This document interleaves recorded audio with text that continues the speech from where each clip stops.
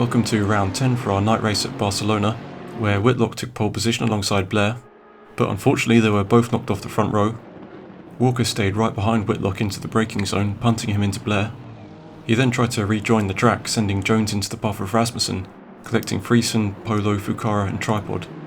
Now 3 wide and at different speeds, contact between Panda and Friesen collected Shaw. Chains of incidents like this is what we wanted to avoid at the starts, and Walker's result would be given added time as a penalty. Whitlock was down to 10th, Blair took his mandatory pit stop at the end of that lap, and Patterson in his first race was now leading. Fukara had lost a lot of time, having been pointed backwards, and followed Blair into the pits, having more bad luck with a spin later on in the race. Pitch had what looks like some internet trouble, but managed to stay safe, although he dropped down the order and had more connection trouble later on. When he exited the pits for his mandatory pit stop, he got an automatic penalty and retired from the race. The drama had continued on lap 2, with this incident between Jones and Rasmussen. They were unfortunate, with slight contact dropping Rasmussen from 6th all the way down to 17th. But Jones was a gentleman and waited for Rasmussen to rejoin the track. Rasmussen's rejoin was a little bit awkward, impacting the arriving car of Panda slightly. There was close racing in the middle of the pack, revolving around Shaw, with his Ferrari probably having picked up some damage from lap 1, and was overtaken by Tripod while going wheel to wheel with Fukara.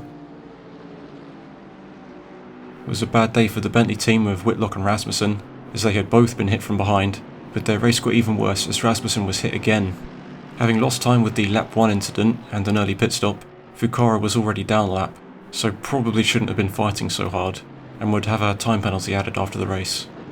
Rasmussen was down to 18th, and took his pit stop at the end of that lap. On board with Shaw for that incident, and he leapt on the opportunity to get past. A lap later he had contact with Jones, and it may be the darkness that makes everything more difficult to judge, but there were a lot of incidents in those early laps. Not long after that, something similar happened, as Shaw was overtaken by Pitch, and then had contact with Panda. Another lap and another incident, this time with Dan Shade running into the side of Wolf, allowing Whitlock to move into 5th.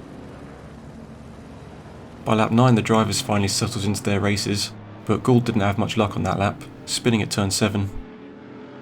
On lap 12 Rasmussen and Tripod moved over at the same time as they exited turn 9, with Rasmussen almost ending up in the wall, and Tripod ending up off track after the braking zone, rejoining behind Rasmussen and being overlapped by Walker. Walker was ahead of Whitlock until the pit stops, so Whitlock moved into 4th. Portis in 2nd had also lost a position through the pit stops, as he had been just ahead of Tim Shade, but exited the pits alongside him, and yielded the position at turn 1. Wolf was leading the race just before taking his pit stop, which he did on lap 17, but on the pit exit he got an automatic penalty. It was a stop and go penalty, but he didn't take it, and on lap 20 was automatically disqualified. Polo was running in 15th, but a drive-through penalty, I assume for exceeding track limits, would drop him to 18th. He drove into the pits for it on the end of lap 15 and retired a couple of laps later. At the end of lap 20 Gould spun just as the race leader arrived. Thankfully there was no drama, as Patterson was only leading Tim Shade by 1 second, with Portis equally close in 3rd. Drama could have easily taken out the leaders again.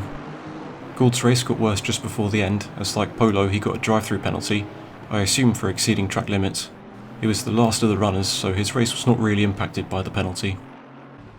Patterson had driven the entire race under pressure by Tim Shade and Portis, but he remained consistent for all of the 26 laps, so in his first race he impressed everyone by crossing the line in 1st.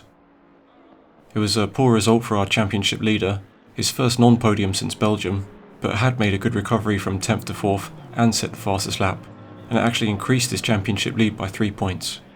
Friesen was 2nd in the standings, but only finished 5th, so he lost a place to Tim Shade.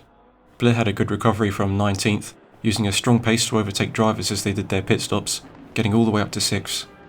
Another good race for the Shade brothers, both finishing above 8th, closing the gap to the Bentley team from 67 points to 57.